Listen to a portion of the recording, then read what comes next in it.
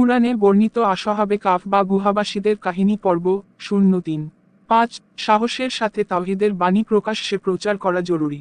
৬. নিজ দেশে দিন পালন করতে গিয়ে ফিতনার ভয় থাকলে দিন নিয়ে পলায়ন করা আবশ্যক।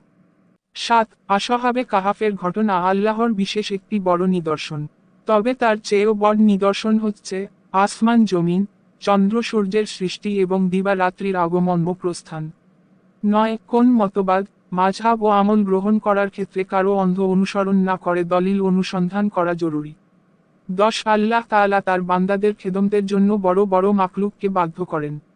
১১. একজন দায়ী প্রয়োজনে সতর্ক অবলম্বন করবেন, বিশেষ করে যখন তার পিছনে শত্রুরা ষড়যন্ত্র শুরু করে।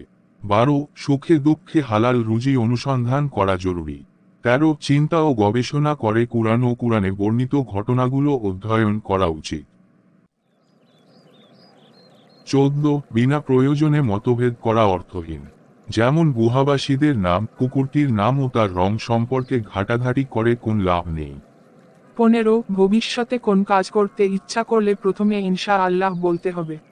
১৬. প্রতিকূল পরিস্থিতিতে সত্যের উপর অবিচল থাকার গুরুত্ব অপরিসীম।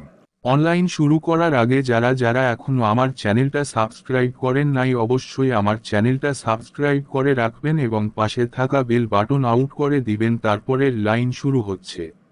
১৭. আসহাবে কাহাফের স্থান ও কাল কুরআন ও সহিহ হাদিসে উল্লেখ করা হয়নি, সুতরাং তা খুঁজে বেড়ানোতে আমাদের কোন লাভ নেই। ঘটনাটি ওই প্রকার গায়বের অন্তর্ভুক্ত যা আল্লাহ তাআলা তার নবীকে জানিয়েছেন, তবে তার স্থান ও কাল আমরা জানতে পারিনি। ১৮. নবী সাল্লাল্লাহু গায়বের সকল খবর জানতেন না। যদি জানতেন তাহলে ওহীর অপেক্ষায় না থেকে প্রশ্ন করার সাথে সাথেই তাদেরকে ঘটনাটি বলে দিতেন। ১৯. আসহাবে কাহাফগণ যে গুহায় অবস্থান করেছিলেন তাও গায়বের অন্তর্ভুক্ত। এর ঠিকানা আল্লাহ ছাড়া কেউ জানেন না। কেউ যদি এর স্থান নির্দিষ্ট করে বলে সে আল্লাহর নামে মিথ্যা রচনাকারীর অন্তর্ভুক্ত হবে।